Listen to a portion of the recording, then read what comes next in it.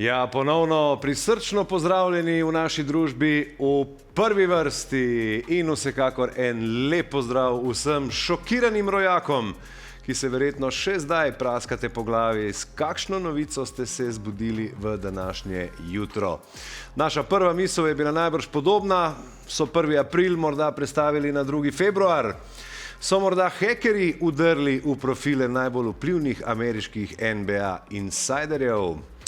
Kmalu je postalo jasno, Dallas Mavericks so se odločili, da se bodo razšli svojim generacijskim glavnim igralcem Luko Dončićem in da menjavo z Lakersi opravijo v tišini za precej manj, kot bi razumen človek pričakoval. O vsem tem in precej manj o sami tekmi med Clevelandom in Dallasom zdaj v prvi vrsti. Najprej en lep pozdrav zamenjanemu omizju košarkarskemu Mirko Mulalić, Saša Dončić, Iztok Franko. Fantje, lep pozdrav. Začnimo z očitnim. Luka Dončić je poslan v Los Angeles v letu, v katerem je vstopil kot prvi favorit na stavnicah za naziv najkoristnejšega igralca in le dobre pol leta potem, ko je popeljal svojo ekipo v finale lige NBA. Prvi občutki, oziroma kar vprašanje za te, Saša. Kako si se danes prebudil? Moram priznati, da sem bil tudi kar presrečen, oziroma bolj šokiran, ampak vemo, da so šokovi lahko pozitivni, negativni. Tako da vse skupaj je bilo malo čuden, tudi jaz nisem na začetku verjel, ampak očitno je v NBA vse možno, tako da ta trade se je zgodil. Jaz osebno mislim, da to niti ni nič slabega.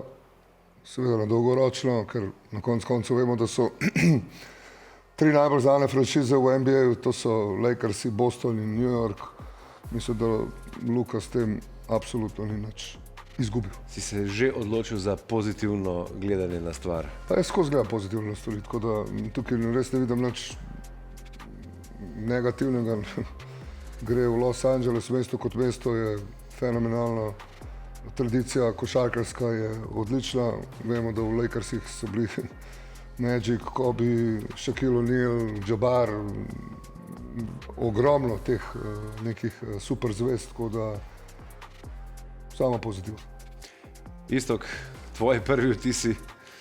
Ja, šok, isto, ne, šok. Tudi ne samo moji, vseh ljudi, ki jih poznam z Dallasa, vsi prijatelji ne morejo verjeti, navijači ne morejo verjeti. Tako da neverjetno drzna, jaz bi rekel celo nora poteza GM-a. Noro tveganje, ne? Noro tveganje. Američani govorijo o temu incredible short, ne? Tisti, ki delajo na borzi, vejo, kaj short pomeni. Se pravi zelo kratkoročen, neka mitigacija riska. Danes se ravno pred tole oddajo Nico Harrison že na konferenci govoril, da je ta timeline z Kyrie Irvingom hoče naslov v naslednjih 2 letih. Ampak jaz ne vem, šok. Ja, o teh stvarih se bomo še pogovorili, nekaj podobnega najbrž tudi pri tebi, Mirko. Ja, jaz sem pričakoval za prvo vprašanje, da me boš vprašal o postavi Clevelanda, ampak... Kakšna je postava Clevelanda?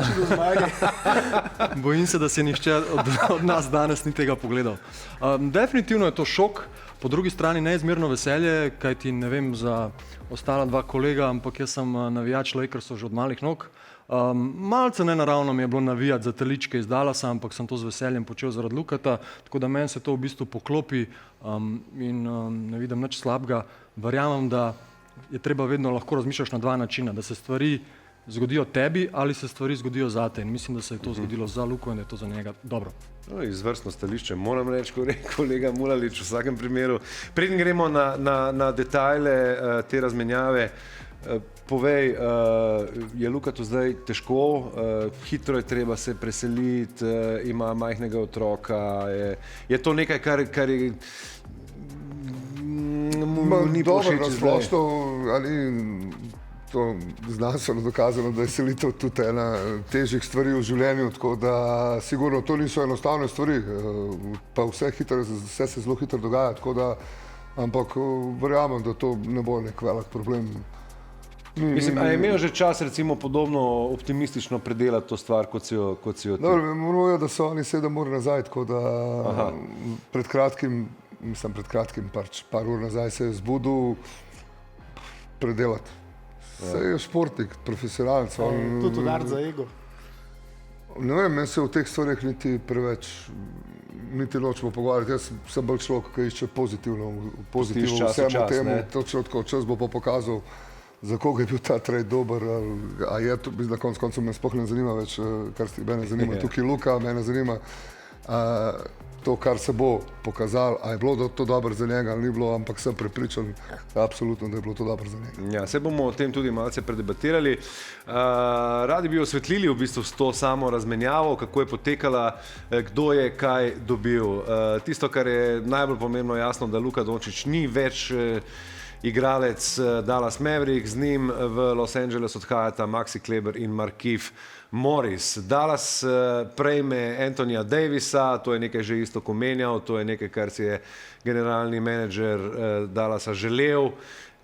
Max Christie prihaja z njim, tudi en zanimiv profil igralca, no morda bomo imeli kakšno minuto tudi za o tem. In pa zanimivo, samo en izbor v prvem krogu leta 2029, ki ima velik potencial, da bo povprečen v najboljšem primeru. Zaradi novih pravil, tako imenovanih prvega in drugega praga pri teh menjavah, je moralo biti vključeno tudi tretje moštvo in to je Utah Jazz, ki je v bistvu v tej zgodbi nepomembno.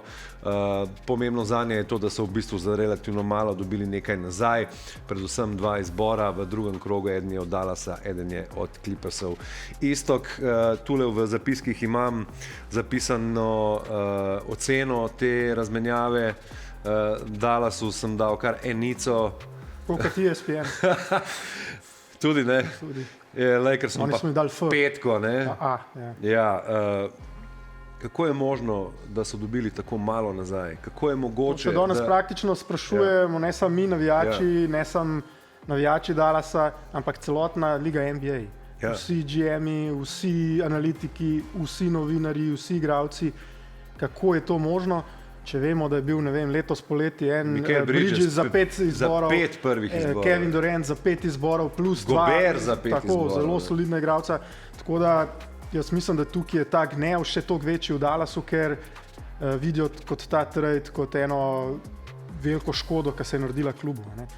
Tako da jaz mislim, da ljudje ugibajo, a je tukaj še kaj drugega v zadnji, a je še kakšna večja stvar, ne vem, a je poškodba Luke hujša, kot so si mislili, ali kaj podobnega, ker si ne znajo razlagati. Ne? Tako da se iščejo neke druge razlage, ker samo to, kar trenutno imamo na papirju, kar smo videli, kaj ste pokazali v grafiki, je to težko potegniti natančne zaključke. Ne? Razen potem teorije zarote, da je spet Liga NBA pomagala Lakersom, ker hoče svoj najboljši klub, največji trg narediti relevanten, še potem, ko bo LeBron James šel v penzijo. Ne? Kolikor vem, recimo prejšnji komisar, ne, David Stern, kolikor poznamo njegovo lik in delo, on bi najbrž posedel v obe strani in rekel, hitro se zmenite med seboj, ker tole ne bo šlo. Ne?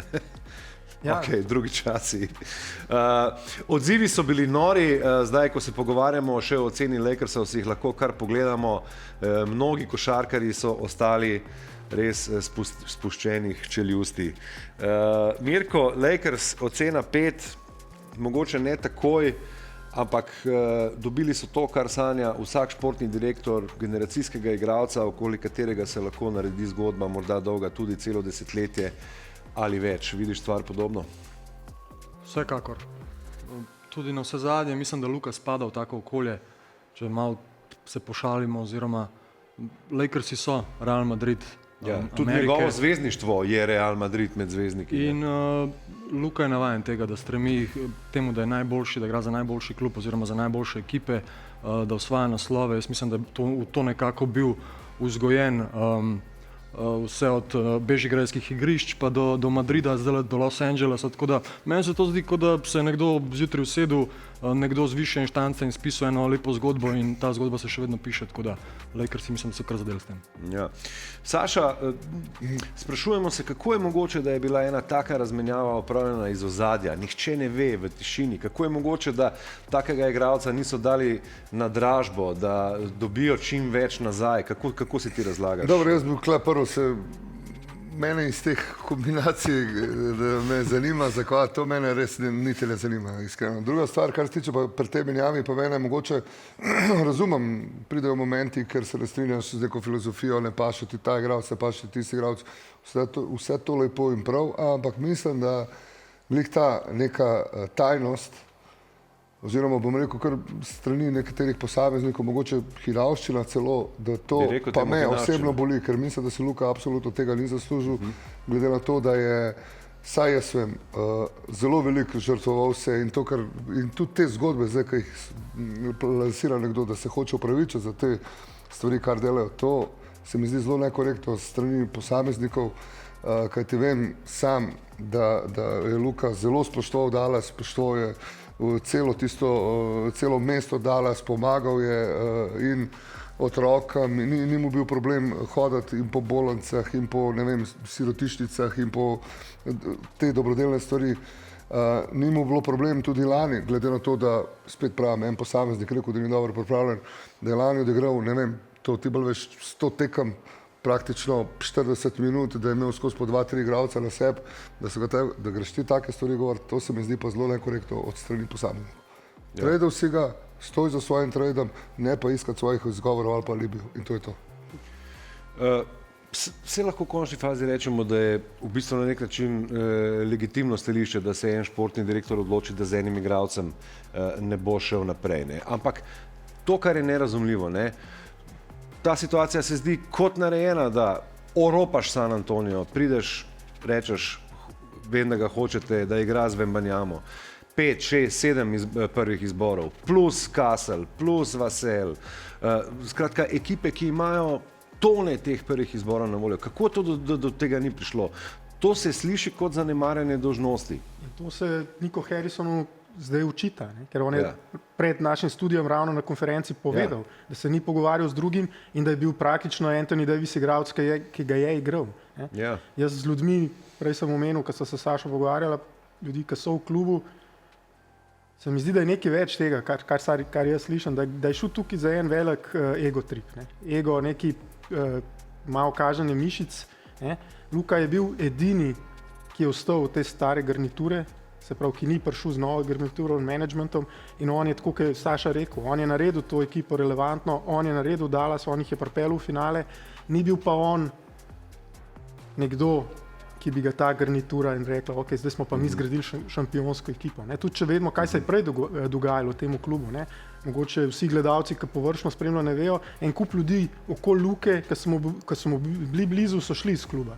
Casey Smith, glavni fizioterapeut, se pravi zdravnik ekipe, potem Jamal Mosley, ki je zdaj trener Orlanda, ki je bil z njim pomočnik trenerja, glavni PR, en kup ljudi je šlo že predtem, se pravi, se je ta neka čistka dogajala in jaz mislim, da je tukaj si mogoče razlagati, da je nekdo hoče pokazati, da je on bolj pameten kot celota preostanek lige NBA in bo zdaj naredil šampionsko ekipo okoli Kyrie in Anthonyja Davisa. Imajo pa za to leto pa pol časa praktično. Ali pa zelo hitro izgubiš službo. To bomo pa videli. NBA je tukaj tudi zelo kruta. Jaz sem danes na svojem Substacku napisal, da ta trade si bomo zapomnili za celo življenje kot trade Nika Harrisona. A se ti zdaj tak ego trip, da bo, tako kot se govorilo Vlade Divcu, zadnjih 6 let v draftu, to bo še huje, če bo šlo narobe. Ampak moraš biti tak. Si hodil vskočiti. Razumem tudi Nika Harrisona v tem primeru, glede na to, da je to delo v tajnosti, verjamem, da če bi slučajno se to zvedel, da se pripravlja, oziroma da nekaj pripravlja takega, verjamem, da bi bila tudi hajka malo večja in verjetno mu ta trend ne bi uspel. Predpostavljam. Predlagam, da si kar pogledamo eno izmed številnih reakcij navijačev v Dallasu.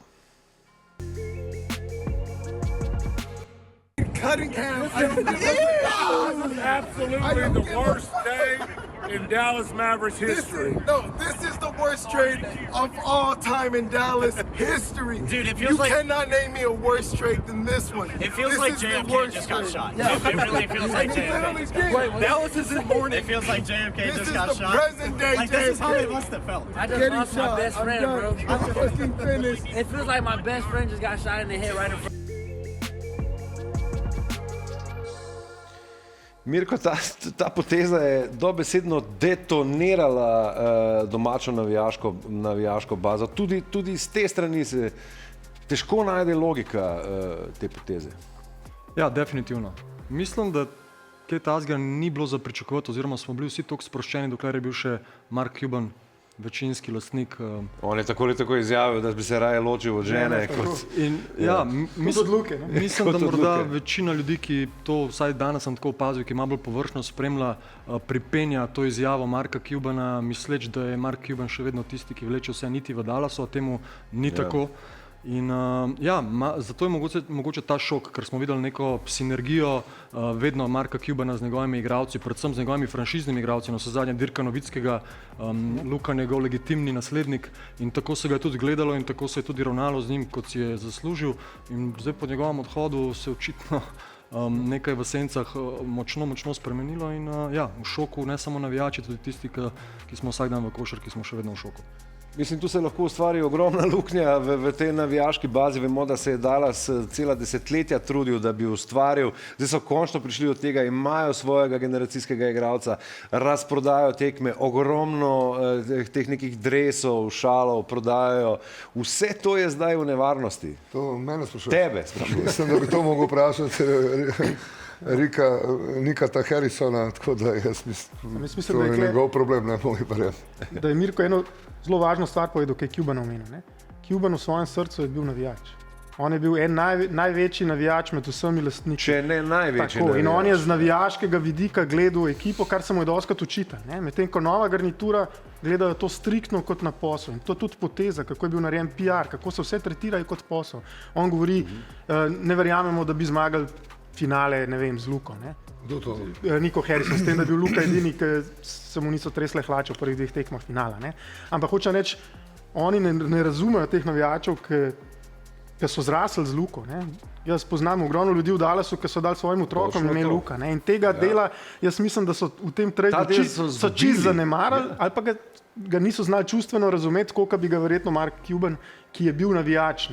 Ta garnitura je prišla v Dallas 2 leti nazaj.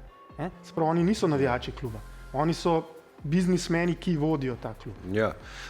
Poskusimo razumeti, trudimo se, kaj so bili mogoče lahko ti razlogi, da so se v hierarhiji Dallasa tako odločili.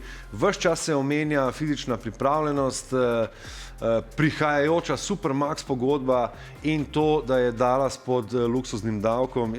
Mislim, da se da vsako stvar zlahka tule ovrč. Mislim, da gre tule za dejansko stavo vodstva, da Luka ne bo tako uspešen igralec, kot so pričakovali in kot ne nazadnje je že od vstopa v Dallas. Ok, tudi recimo, da je ta argument, recimo, kot se zdaj umazano perilo potem pere, podobno kot pri razhodu, ne vem, fanta in punca in potem se iščejo razlogi, zakaj sta šla na razen. Jaz to gledam tako bolj, sploh pa ne neka fizična pripravljenost se omenja pri profesionalcih, sigurno, da je pomembna, ampak Človek daje 30-10-10 vsako že sama tekmo in še več na statistika, najbolj pomembnih tekmah. Kot drugo, ti si tisti, ki si klub, mislim, potem tudi to govori o tvojem delu, načinu dela. Sej Luka ni sam sebi trener, oziroma tam je ogromno nekih ljudi, ki skrbijo, ne vem, že samo nutricist Marko Milič, gre on to do treninga, ne, malo se moram pošaliti, ampak jaz mislim, da je tle verjetno zgolj to robotsko gledanje, samo stvari skozi biznis, in da upam, da je ta poteza storjena samo zaradi tega, ker govorice so v NBA-ju, da se ogromno ekip pripravljalo z ponudbami, ko bo Luka sposoben podpisati novo pogodbo, in da morda se Dallas tega ustrašil in je nekako pričakoval, da ga tako ne bo v prihodnosti pri njih. Isto ta mit o tem Supermaxu, da ne bi bil ne vem kakšna težava za vodstvo. Prvič, to gre vedno za odstotek tega salary capa, ki je določen.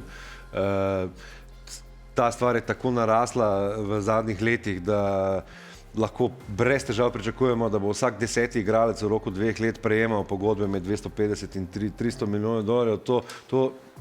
Halo, nič nenavadnega. Par zadev, novi lastniki Dallasa so ena najbogatejših družin na svetu. Se pravi, denar tukaj sploh ne bi smel problem. Druga stvar, ki jo vsi, tudi tisti analitiki ali pa poznavalci lige NBA, ki rečejo, ok, ja, če si se odločil tradati Luke Dončića, ga podpiši na nov Supermax, ne? Potem pa naredi neko vojno za njegove usluge, se pravi med vsemi klubi in boš dobil bogatstva, ne? Da boš kot skupušnik skakal v bazen zlato.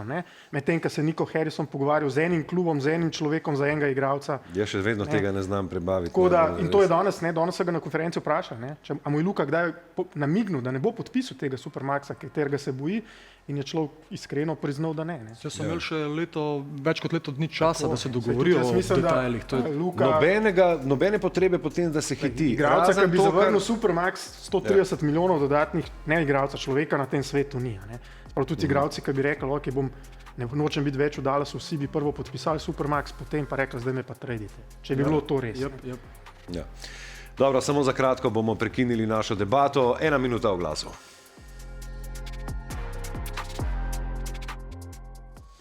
Še vedno se posvečamo glavni novici dneva, kajpak. Dajmo še malo o Lakersih. Njim se zdi, da se je prikazala Marija, enostavno so bili, se mi zdi, obsojeni na neko životarjenje celo desetletje, potem, ko bi se iztekel čas LeBrona Jamesa in Anthonyja Davisa, kar tik-taka ura zelo hitro. Predvsej sreče imajo s tem v svoji zgodovini. Začelo se je že z Wiltom Chamberlainom, potem čez slabo desetletje Kareem Abdul-Jabbar, Magic Johnson, ok, njega so izbrali na naboru, Pau Gasol jim je padel na roče, Shaq jim je padel na roče, Anthony Davis jim je v končni fazi. Kobe Bryant, so ga tradali za Vlade Divca. Tako. Ja, ne vem, če je to sreča, to je Hollywood, to je morje, to je luksus, to je največji, drugi največji ali pa največji trg v NBA-ju in oni pač, Mirko je prej omenil Real Madrid, tudi v Real Madrid ne grejo igralci slučajno, ne grejo zato, ker je to Real Madrid. Enako je z Lakersi, tako da sam si omenil, oni so imeli po Kobe Bryantu par let velike krize, bili so nerelevantni in potem jih je LeBron James dobesedno rešil s tem, ko se je sam odločil, da bo šel v LA. In zdaj, podobno kot v Dallasu, tukaj pa je paralela. Imaš 40-letnega LeBrona Jamesa, tako si imel 40-letnega Dirka Nowitzkega in ti pripeljajo naslednjega novo zvezdo, ki bo nadaljeval tvojo zgodbo. Torej, Luka, spada tja? Bomo videli, čas bo pokazal. Jaz verjamem, da spada on v marsikatero ekipo v NBA-ju. Utah ne.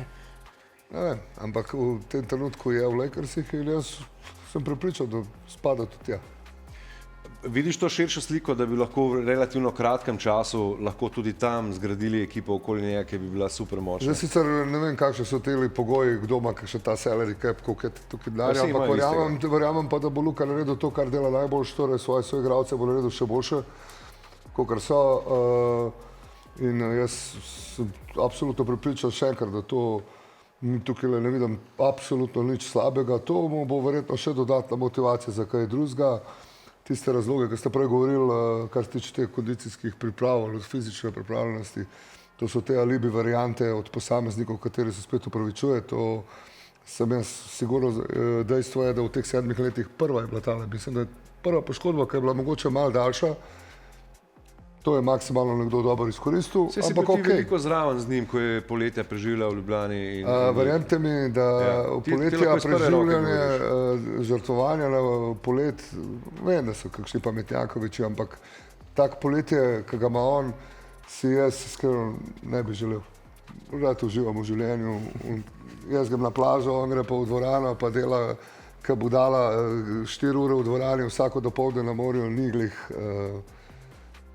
Ampak ok, to je profesionalizem, to je njegova dolžnost, on mora priti pripravljen tja, zdaj, če je bil nepripravljen, zdaj pol ne vem, kako lahko igra, ko je pripravljen, a to pomeni, da bo imel, ne vem, 60 pik, pa 30 asistenc, pa 22 skokov poprečja, ne razumem tega, ampak mislim, da so to te lari-fari zgodbe, katere proba seveda, predvsem mislim na Nika Harrisona tukaj, sebi upravičati to, kar je naredil. Prav, mogoče bo izpadlo, da je trade dober za Dallas, vse le vemo, to bo čas pokazal svoje. Jaz sem prav, mene je samo zmotil način, na kakšen se je to zgodil, pa ta, bom kar rekel, dobesedno ta hinavski način, kar je bilo njegove strani in seveda tudi tole zdaj neke zgodbice, lari-fari, koliko ni pripravljen, pa ne vem, kaj so vse to se mi zdi pa od ene osebe, ki naj bi bil na poziciji, ki naj bi nekaj vedel o basketu, kljub temu, da nima nobene resne sezone za sabo,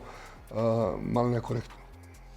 Mirko, to, kar se pri Lakers zelo dobro zavedajo, je kako je Luka sposoben dvigniti kader okoli sebe. Ne. Najlepši dokaz je bil najbrž uvrstitev v finale zahodne konference, morda še malo bolj kot v finale Lige NBA, ker je imel le boljšo ekipo, bolje sestavljeno, ampak takrat, ko je s tisto staro ekipo igral proti Golden Stateu v finalu zahodne konference, to ni ušlo ostrim očesom tistih, ki odločajo v ligi. Definitivno. Jaz bi tle mogoče tudi bil tako kot Saša malo previden že po enem takem šoku.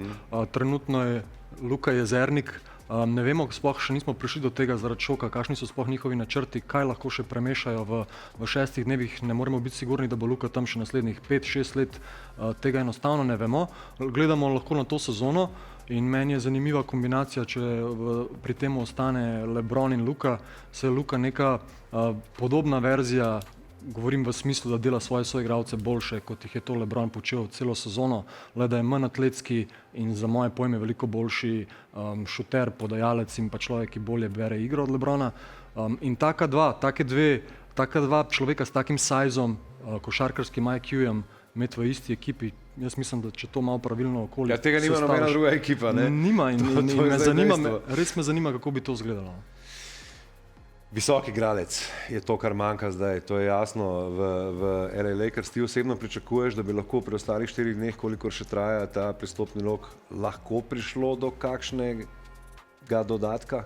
Jaz mislim, da bojo naredili vse, da poskušali bojo definitivno. Zdaj bojo uspeli, to je vprašanje vedno, ampak do sedaj, ne, ker moramo vedeti, da sta Anthony Davis in LeBron James zahtevala preko medijev okrepitve in Lakersi nikoli še tisto malo, ne, se pravi, kar so imeli našparanga v smislu draft pikov, niso hoteli za svojo prihodnost tvegati, ker sta bila oba igralca stara. Zdaj te alibi odpadejo, ker imajo relativno mlado zvezdo, na kateri bojo gradili, tako da jaz mislim, da zdaj bojo tudi te zadeve na mizi, da se bojo uporabile za to, da se ukrepi ekipo. Zdaj, ali bo to uspel že v tem trade deadline ali bo uspel poletje, pa vprašanje. Videli bomo tudi, kako bo LeBron na to odreagiral. Vedemo, da je njegov agent praktično najbolj močen agent lige NBA, da je on agent Anthonyja Davisa.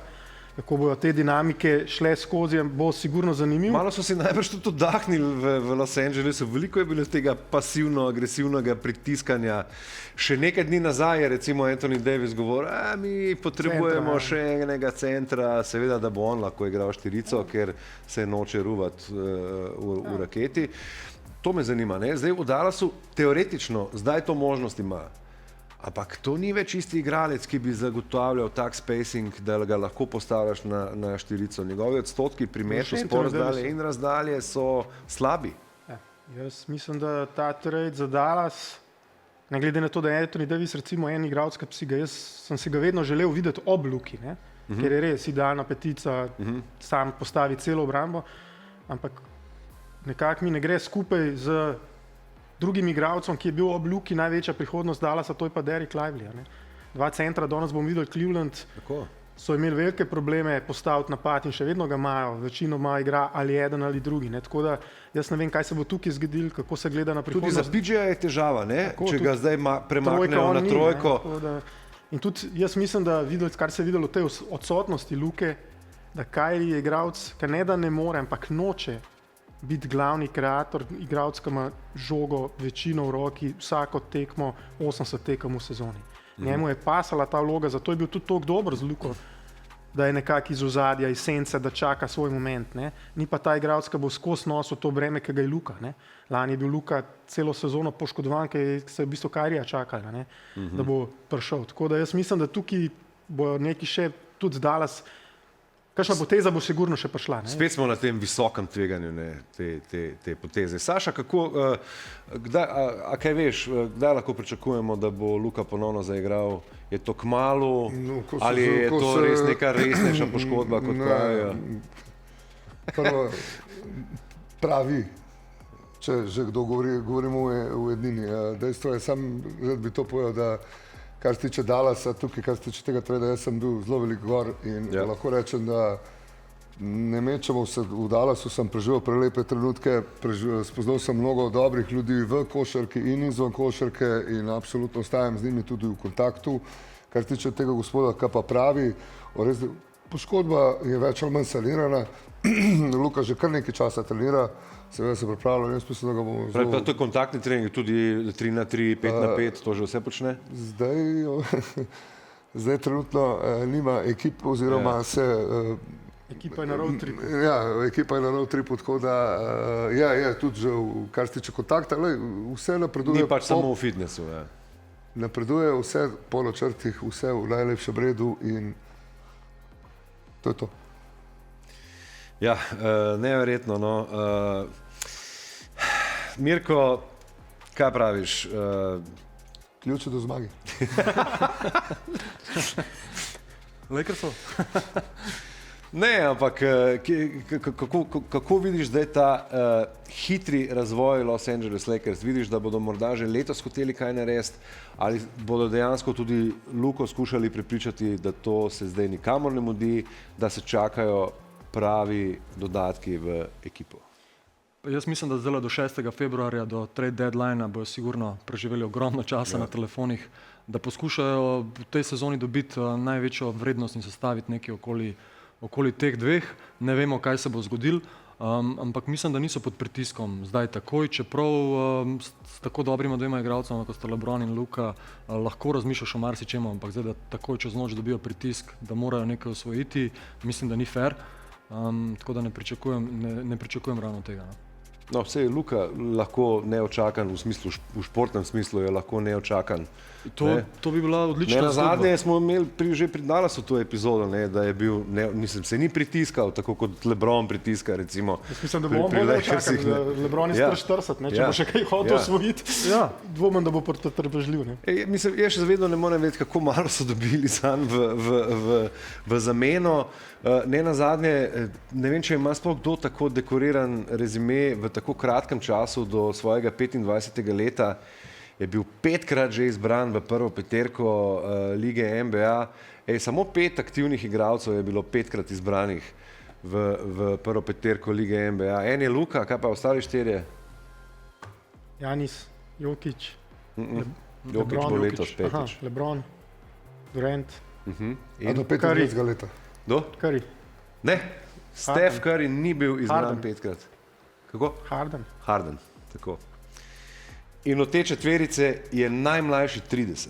Vsi ostali so debelo čez 30. Samo, vprosti, kaj si vprašal? Ne, vprašal te do 25. leta, da si rekel, da je bil... Do 25. leta nihče.